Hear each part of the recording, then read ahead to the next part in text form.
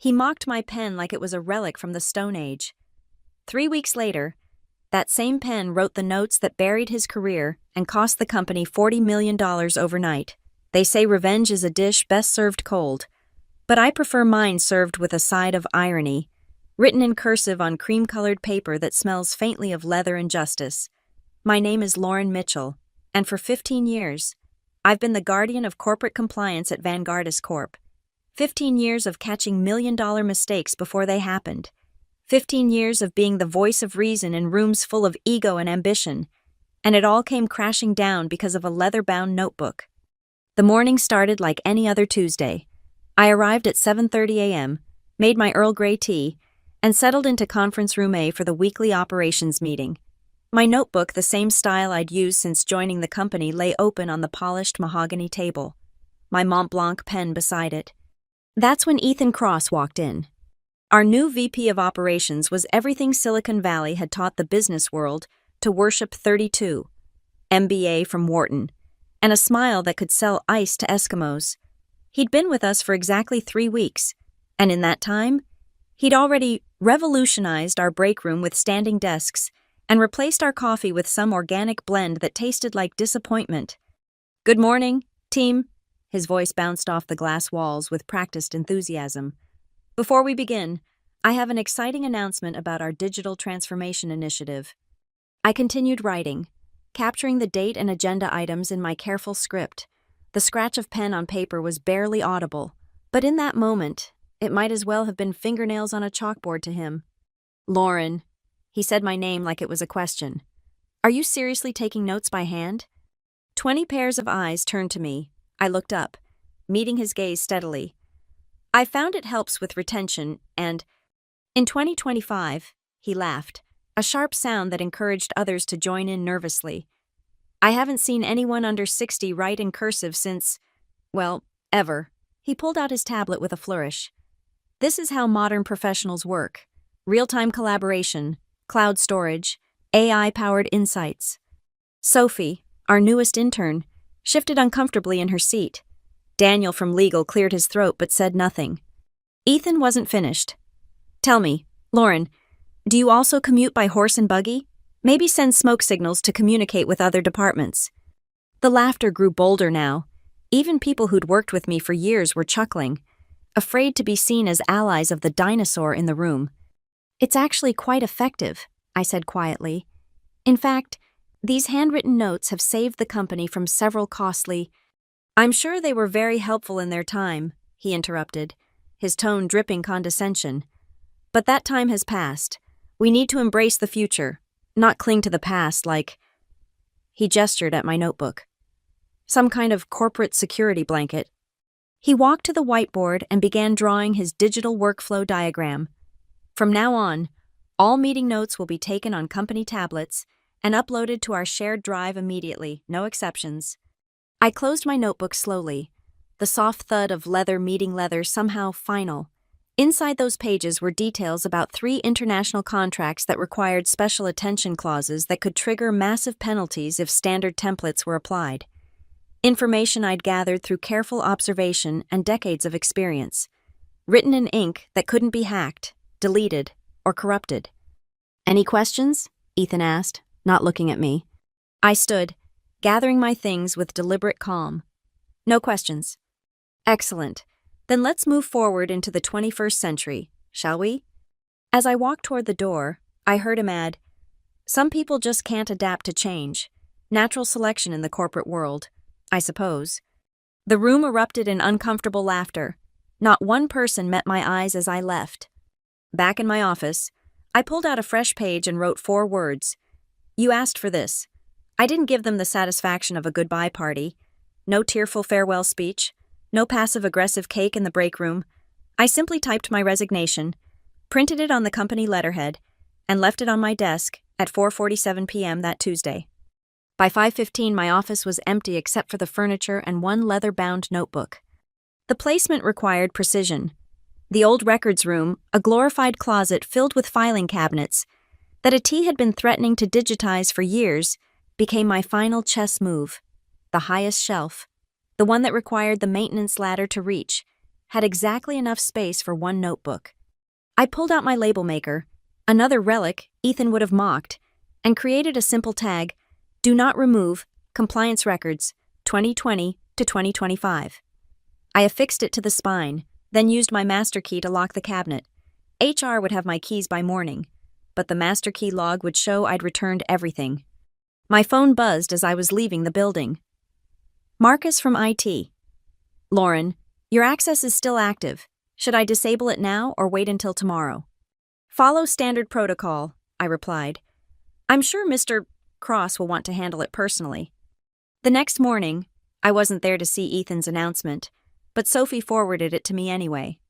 "Team, I wanted to inform you that Lauren Mitchell has decided to pursue other opportunities.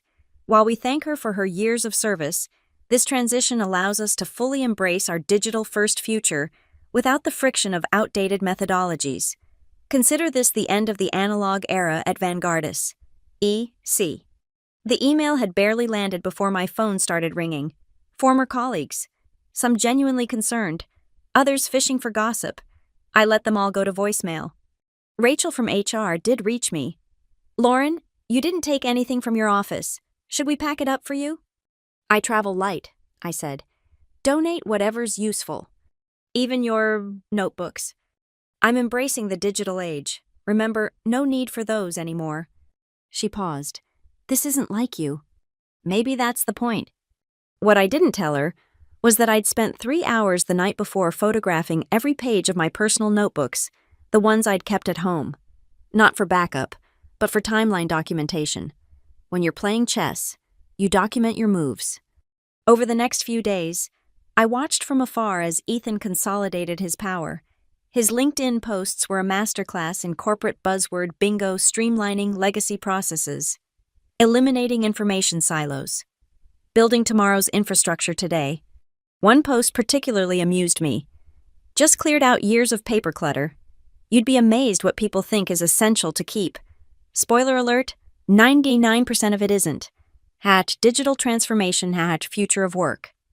The comments were full of praise from his MBA network. Inspiring. This is leadership. Disrupting the status quo. I screenshot everything. A week after my departure, Daniel texted me, "Did you really leave without saying goodbye?" "Seemed appropriate," I responded. "How's the digital revolution going?" Ethan's fast-tracking 3 major contract renewals. Says we've been overthinking them for years. "Which ones?" "Santoro, Brenton, and that Dutch company. He says the standard templates will cut negotiation time by 80%. I stared at my phone for a long moment, then typed, "I'm sure he knows what he's doing." That's what everyone keeps saying. That night, I opened a fresh notebook another leather-bound relic, and began writing. Day 8. The pieces are in position. EC has cleared the board of all defensive positions. Standard templates approved for all 3 critical accounts. Estimated time to detonation 30-45 days, depending on processing speed. I paused, pen hovering over paper, then added, "Note to self. Cancel European vacation plans for next month. The fireworks should be visible from here." The purge began on a Monday. I watched from my living room, laptop open to the company's internal communications portal, as Ethan launched what he called Operation Digital Phoenix. Effective immediately, his company-wide email read, "All physical documentation must be reported to department heads for digitization or disposal. We're not just going paperless, we're going paper-free. Deadline Friday, 5 p.m. The attached PowerPoint, of course, it was a PowerPoint, featured images of sleek, minimalist offices and statistics about trees saved. The final slide showed a dumpster full of papers with the caption, "Out with the old, in with the gold." My phone buzzed. Sophie, the intern who'd looked so uncomfortable during that meeting, had somehow gotten my personal number. "Ms. Mitchell, I'm so sorry to bother you, but people are panicking. Some of these files go back decades. Are we really supposed to just throw them away?" "Follow Mr. Cross's instructions," I said evenly. "He knows what's best for the company's future." "But what about the compliance records? The contract histories?" "I'm sure everything important has been digitized already." The lie rolled off my tongue like honey. "Don't worry about it, Sophie." I hung up and opened my personal notebook, the one where I'd been documenting Vanguardis's operations for 15 years. 3 names stared back at me from the page. Santoro Global Milan, Clause 8.4. Auto freeze on currency fluctuation without addendum, Brenton & Company, Zurich. Section 12. Payment terms, invalid under Swiss banking law revision 2024. Nordhaven Group, Amsterdam. Article 7.2. Language requirements, wine compliant with EU Directive 2024-1847. Each of these clients required specially modified contracts. Each modification had been painstakingly negotiated and documented in the physical files. The digital system only contained the standard templates Ethan's streamlined solutions. By Wednesday, the office had descended into controlled chaos. I'd driven by during lunch and watched through the lobby windows as employees wheeled cart after cart of boxes toward the loading dock. Years of institutional knowledge, headed for the shredder. Daniel from legal called me that evening. "Lauren, I can't reach the old Santoro files in the system. Do you remember if there were any special provisions in their contract?" "I'm sorry, Daniel, I don't have access to the system anymore." Truth. "I'm sure all the important information was digitized before disposal." Lie. "Right, of course. It's just, Ethan wants to use the standard template for their renewal. Says it'll speed things up." "I'm sure Mr. Cross knows what he's doing." The silence on the other end stretched for several seconds. "Yeah, I'm sure he does." Thursday brought a celebration. Ethan sent another all-staff email with photos of empty file rooms and cleared storage spaces. "In just 4 days, we've eliminated 90% of our paper waste tomorrow. We celebrate the completion of Operation Digital Phoenix with cake in the main conference room." The photo gallery included one image that made me smile: the old records room, now completely empty except for one small section of metal shelving in the corner. Too high to reach without a ladder. Too insignificant to matter, unless you knew what to look for. That night, I sat on my back porch with a glass of Malbec, watching the stars. Somewhere across town, boxes full of warnings, safeguards, and protective clauses were being ground into pulp. Somewhere, Ethan Cross was probably updating his LinkedIn profile with his latest transformation success. I raised my glass to the night sky, to natural selection in the corporate world. The wine tasted like patience. The beauty of a well-laid trap is that you don't need to spring it yourself. You just need to understand the nature of your prey. I sat at my kitchen table, morning coffee steaming beside my open notebook, and reviewed what I'd written 3 months ago when the contracts were up for their annual review. Santoro Global, renewal date Q2 2025, critical clause 8.4, requires manual override for currency protection. Standard template contains automatic freeze provision. Without addendum, any EUR/USD fluctuation over 3% triggers full payment halt. Historical volatility 4 to 7% quarterly. Below that, Brenton & Co. Renewal date Q2 2025. Critical Swiss banking law revision effective. Jan 2024 invalidates standard payment terms. Requires specific language per Section 12. Standard template references, obsolete regulations. Result non-compliant contract equals void payment obligations. And finally, Nordhaven Group. Renewal date Q2 2025. Critical EU Directive 2024-1847. Requires Dutch/English parallel text for financial obligations over 10 am. Standard template is English only. Non-compliance penalty. Contract suspension until rectified. I'd written these notes after spending weeks navigating each client's legal requirements, building relationships with their compliance teams, understanding their unique needs, all documented in the physical files now presumably turned to recycled paper pulp. My phone buzzed. Sophie again. "Ms. Mitchell, I'm worried. Mr. Cross is pushing through the Santoro renewal tomorrow. Legal flagged something about currency provisions, but he overrode them, said we're overthinking it." "Sophie, you need to stop texting me about company business. I don't work there anymore." "But you knew these contracts better than anyone. And Mr. Cross made it very clear that my knowledge was obsolete. I'm sure his digital systems have everything covered." 3 days later, while repotting my orchids, I got another text, this time from Marcus in a T. Did you see Ethan's all-hands email? He's claiming we just closed the fastest international contract renewal in company history, taking full credit for cutting through bureaucratic red tape. I didn't respond, but I did pull up the email on my laptop. Team, proud to announce we've completed the Santoro Global renewal in record time by eliminating unnecessary complexity and trusting in standardized processes. We've reduced a 6-week negotiation to just 3 days. This is what efficiency looks like. Brenton and Nordhaven contracts to follow the same streamlined approach. EC. The comments in the company portal were glowing. Game changer. This is why we needed fresh leadership. Goodbye red tape. Hello results. I closed my laptop and returned to my orchids. The white phalaenopsis was blooming beautifully, patience and the right conditions. That's all they needed. That evening, I made a note in my journal.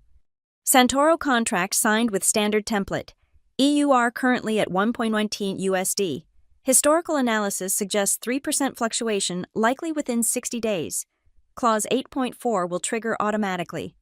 I paused, then added, Brenton contract scheduled for next week. Swiss compliance review typically takes 14 days to flag violations. Nordhaven to follow. Dutch regulatory board reviews quarterly. Next review in 3 weeks. The notebook sat beside me as I poured a glass of wine and settled in to watch the sunset from my deck. Somewhere across the city, Ethan Cross was probably celebrating his efficiency victories, surrounded by people too afraid to point out what they didn't know they should be looking for. I thought about the notebook sitting on that high shelf, locked away in a metal cabinet, clearly labeled, "Do not remove," a record of every protection I'd put in place, every disaster I'd prevented, every client relationship I'd carefully maintained. All they had to do was look. But I knew they wouldn't, because Ethan Cross had made one thing perfectly clear: the future had no room for the past. I raised my glass to the setting sun. To efficiency, I whispered, and smiled. The company-wide virtual meeting was scheduled for 2 p.m. on a Thursday. I almost didn't watch. There's something pathetic about lingering over your former employer's communications like a digital ghost. But Sophie had texted me that morning. "You need to see this. He's lost his mind." I logged into the public live stream from my tablet, keeping my camera off and using my maiden name. The familiar conference room filled my screen. Ethan Cross standing at the podium with a presentation titled Vanguard's 3.0 Speed of Light Success. "Ladies and gentlemen," he began, his smile bright enough to power a small city. "6 weeks ago, we eliminated the bottlenecks that were holding us back.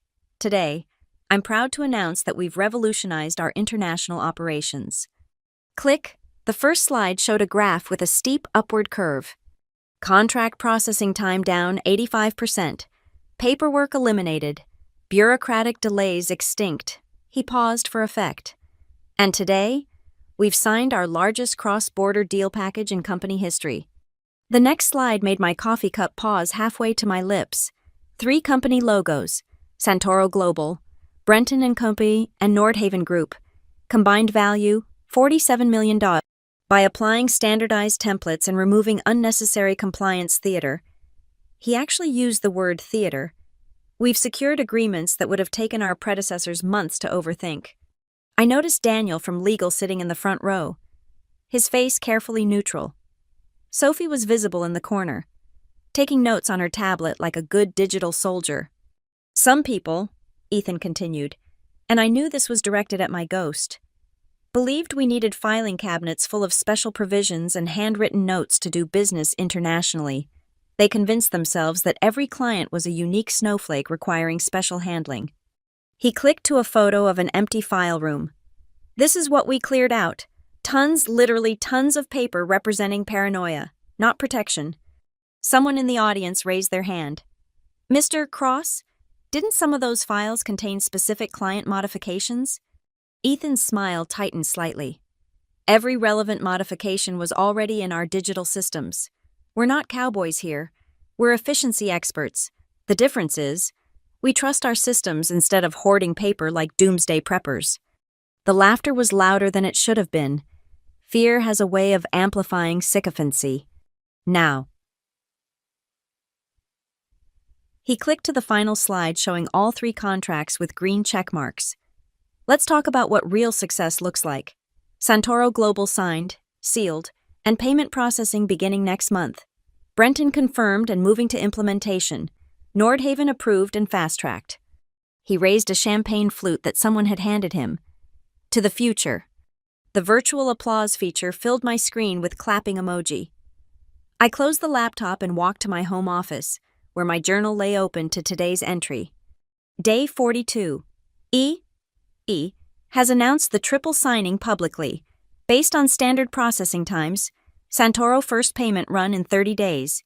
EUR/USD, currently at 1.21, 2.5% shift from signing. Brenton Swiss Review Board meets monthly. Next meeting in 2 weeks. Nordhaven Q2 compliance audit scheduled for next month. All 3 fuses lit, countdown begins. I added a final note. Sina's hubris has reached critical mass. Public announcement ensures no quiet fixes possible. When dominoes fall, everyone will be watching. That evening, as I prepared dinner, my phone buzzed with a text from an unknown number. The message was simple. "This is Charles Whitmore. I heard you left the company. I hope you're well." Charles Whitmore, the CEO who'd promoted me twice, who'd once called me the company's insurance policy, who'd been conspicuously absent from Ethan's transformation announcements. I typed back, enjoying retirement, learning to paint. Oil or watercolor? Still deciding. Some things can't be rushed. No, his response came quickly. They can't. I deleted the conversation and returned to my cooking. In my kitchen window, I could see my reflection overlaid with the darkening sky. Somewhere out there, Ethan Cross was probably updating his LinkedIn, adding international dealmaker to his growing list of self-appointed titles. I smiled at my reflection. He had no idea that he'd just lit his own funeral pyre and invited everyone to watch it burn. The first domino fell on a Tuesday morning at 9:47 a.m. I was at the farmer's market, selecting heirloom tomatoes, when my phone erupted with notifications. 17 text messages in 3 minutes. I silenced it and continued shopping, but curiosity got the better of me at the cheese stand. Sophie. Oh my God, the Santoro payment just froze. Daniel. Lauren. If you're reading this, we need to talk. Now, Marcus. System showing 20 BMOs. Held in escrow, automatic freeze triggered, Ethan's freaking out. I bought some aged Gouda and fresh bread, then found a quiet bench to check the news. The financial press moved fast when millions were involved. Breaking Vanguardist Corp faces payment freeze on major Italian contract. Sources cite currency fluctuation clause. By the time I got home, the situation had escalated beautifully. I opened my laptop to find emails from 3 former colleagues, all variations on, "Did you know this would happen?" I didn't respond. Instead, I made tea and pulled up the EUR/USD exchange rate, 1.24, a 5.1% shift since signing, exactly as predicted. Clause 8.4 had executed flawlessly, freezing all payments until manual intervention could adjust the terms. Manual intervention that required documentation that was now presumably confetti. Wednesday brought the second domino. Swiss Financial Authority flags Vanguard as contract for non-compliance. Read the Reuters headline. The article was beautifully detailed. Banking Law Revision 2024 requires specific language for international transfers exceeding 10 million CHF. The American firm's contract appears to reference outdated regulations, potentially voiding payment obligations. My phone rang. Charles Whitmore. Lauren. Charles? I'm not calling to ask if you knew this would happen. Good. I'm calling to ask if there's documentation that could help. I sipped my tea. I'm sure Mr. Cross digitized everything important. The silence stretched between us like a tightrope. Lauren. I'm retired. Charles, enjoying my garden, learning to paint. I suggest you talk to your VP of Operations. He's revolutionized your systems, after all. Thursday delivered the knockout punch. I was actually painting terrible watercolor roses that looked more like suffering cabbages when Sophie called. I almost didn't answer, but something in me wanted to hear it firsthand. Ms. Mitchell, I'm not supposed to be calling you, but no one else understands what's happening. The Dutch regulators just sent us cease and desist. Something about language requirements. The contract's been suspended and they're threatening fines. Sophie, you need to... Mr. Cross is in the CEO's office right now. I can hear him yelling through the walls. He keeps saying it's sabotage, that someone must have hacked the system, that the templates were tampered with. I set down my paintbrush. Sophie, listen carefully. There's no sabotage, no tampering. He used standard templates for specialized clients. That's all. But how did you... She stopped herself. There must be documentation somewhere. Original contracts, modifications, something that explains what went wrong. I'm sure if such documentation existed, it would be clearly labeled and stored somewhere secure. But where? I need to go. Sophie, my roses are drying. The final tally came in Friday afternoon, courtesy of a Financial Times push notification. Vanguardist Corp. faces 45 treat killers. In frozen assets, compliance violations, 20 MRs. Santoro Global Italy, currency protection clause triggered, 15 MRs. Brenton & Co. Switzerland, invalid payment terms, 8 Malm. Nordhaven Group Netherlands, language compliance failure. CEO calls emergency board meeting as VP operations under fire. I poured myself a generous glass of Malbec and sat on my deck, notebook in my lap.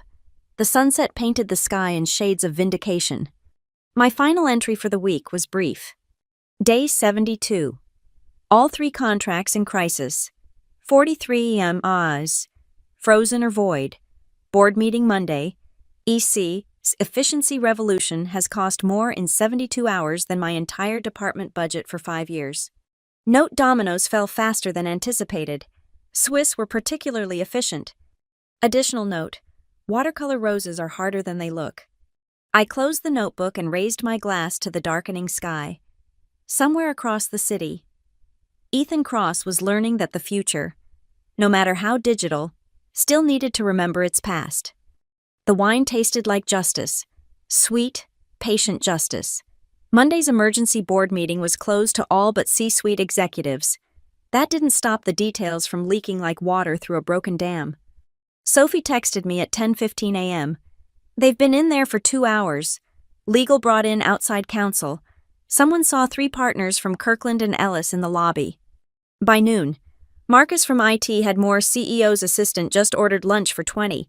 This is bigger than just Ethan. But the real intelligence came from an unexpected source. At 2:47 p.m., my doorbell rang. Daniel from legal stood on my porch, looking like he'd aged 5 years in as many days.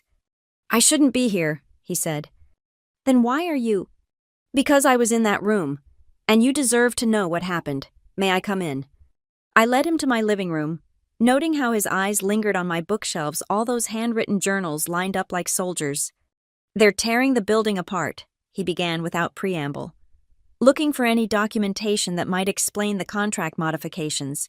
Ethan kept insisting everything was in the digital system, but when they pulled the files, it was just templates, nothing client-specific. I poured him coffee and waited. Then Charles, the CEO, asked a simple question: where are the physical compliance files? And Ethan actually laughed, said he'd cleared out tons of useless paper, saved the company thousands in storage costs. Daniel's hand shook slightly as he lifted the cup. That's when Charles asked Sophie to check the old records room, just in case. My pulse quickened, but I kept my face neutral. And she found it, one notebook, locked in a cabinet on the highest shelf. Label said, "Do not remove. Compliance records, 2020-2025. He looked at me directly. Your handwriting. I said nothing. Charles opened it right there in the boardroom. First page had a detailed index, every international client, their specific requirements, which clauses needed modification, why the standard templates wouldn't work, all in your writing, all dated and organized. He paused, seeming to gather himself. Lauren, there were post-it notes throughout that notebook, yellow ones with warnings about exactly what would happen if standard templates were used, pink ones with contact names at each client who could explain their requirements, green ones with the specific laws and regulations that necessitated changes. Sounds very thorough, I said mildly. The Santoro page had a bright red note that said, and I'm quoting, currency clause must be modified. Standard template will trigger automatic freeze if EUR shifts more than 3%. See 2019 incident report. 2019. I sipped my coffee. The room went completely silent. Then Charles asked Ethan one question. Did you review this notebook before destroying the files? And Ethan, Daniel shook his head. He said, I don't read analog. The absurdity of it hung between us like a bad joke. The board started asking questions. How could he destroy documentation without reviewing it? Why didn't he consult with the compliance team? Oh wait, because he'd called their expertise corporate theater. Why did he ignore warnings from legal about the contracts? Because he'd branded us as friction in the system. Daniel set down his cup. Charles never raised his voice. He just kept reading from your notebook. Entry after entry, protection after protection you'd put in place, relationships you'd built, disasters you'd prevented, all documented by hand. And then, I prompted. Charles closed the notebook and looked at Ethan. All he said was, "Get out." Security escorted him from the building 20 minutes later. They're saying the board is considering pressing charges for gross negligence. We sat in silence for a moment. Outside, a cardinal landed on my bird feeder, bright red against the gray sky. They want you back, Daniel said finally. Charles asked me to extend the offer personally. Name your price, full retroactive pay for your time away, public apology, corner office, whatever you want. I walked to my window, watching the cardinal. Do you know what's funny? Daniel, he mocked me for writing by hand, called it a relic from the Stone Age. But stone tablets have survived thousands of years. Digital files can disappear with one wrong click. So you'll come back. I turned to face him. That notebook was clearly labeled, "Do not remove." I put it exactly where it needed to be, locked it properly, and trusted that competent leadership would know to look for critical documentation before making $40 million decisions. Lauren. Tell Charles I appreciate the offer, but I'm quite happy with my retirement. My garden is thriving, and I'm getting better at watercolors every day. Daniel stood to leave, then paused at the door. For what it's worth, the way Ethan's career just ended, it's already becoming a cautionary tale in business schools. They're calling it the analog revenge. After he left, I returned to my study and opened my journal to a fresh page. Day 76. The notebook found its purpose. EC terminated. Career destroyed by his own words. I don't read analog. I smiled as I wrote the final line. Revenge is best served with excellent penmanship. The news cycle moves fast in the corporate world, but some stories have legs. Ethan Cross's spectacular downfall was one of them. I followed it all from the comfort of my home office, my morning ritual now including a scan of the business headlines with my Earl Grey. Former VP faces criminal negligence charges. Vanguard's stock plunges after compliance scandal. The $1 million mockery, how hubris killed a career. My favorite was from the Wall Street Journal, He Who Laughs Last a Case Study in Corporate Karma. They'd even found a photo of Ethan from his LinkedIn, that practiced smile now looking more like a grimace under the headline. 3 weeks after his termination, more details emerged. Sophie, brave soul that she was, had given an interview to Business Insider about the toxic culture he'd created. He made us feel like experience was worthless, she was quoted as saying, like everything that came before him was obsolete. But it was the LinkedIn post that truly marked the end. Someone had screenshotted Ethan's final update before he deleted his profile entirely. Taking time to reflect and regroup, sometimes the old ways have value we don't appreciate until it's gone. The irony was delicious enough to serve at a 5-star restaurant. I was tending my roses. They were finally blooming properly after months of careful attention when my phone rang. Charles Whitmore again. The contracts have been resolved, he said without preamble. Cost us an additional $3 million in legal fees and penalties, but the partnerships are intact. I'm glad to hear it. The notebook has been preserved in our corporate archives, under glass, with a plaque. That made me pause. A plaque. It reads, "The importance of institutional knowledge, preserved in ink. We're making it required viewing for all new executives." I couldn't help but laugh. From mockery to monument. Lauren, I need you to know something. The board has approved a settlement. For your wrongful termination and the circumstances around it, It's substantial.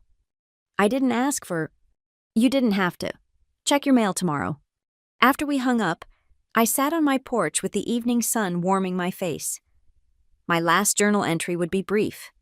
Day 95 EC as LinkedIn profile deleted, criminal charges pending, career deceased. The pen that was mocked as a Stone Age relic wrote his professional obituary. They say the pen is mightier than the sword. They're wrong. The pen is mightier than the keyboard. Case closed. I closed the leather journal and set down my Mont Blanc pen, the same one Ethan had ridiculed in that conference room. It caught the light, silver gleaming like justice itself. The next morning, a FedEx envelope arrived. Inside was a check that made me blink twice, and a handwritten note from Charles. For 15 years of protection, we didn't know we needed. C.W. I deposited the check and donated half to a scholarship fund for young professionals in compliance. The other half I used it to buy the most beautiful set of fountain pens I could find, each one engraved with a simple message, always leave a paper trail. Because in the end, Ethan Cross learned what every empire throughout history has discovered: those who burn the libraries of the past are doomed to be consumed by the fires of their own ignorance. My roses nodded in the breeze, and I smiled. Revenge had been patient, revenge had been thorough, and revenge had been written in cursive on cream-colored paper, exactly as it should be. Thank you so much for listening to this story of corporate karma and analog revenge. I'd love to know where in the world you're listening from. Drop a comment below, and let's connect. If you enjoyed watching Ethan's downfall as much as I enjoyed writing it, please subscribe to the channel and share your thoughts. Have you ever witnessed similar corporate hubris in your workplace? Let me know in the comments. Until next time, remember, never underestimate the power of a handwritten note.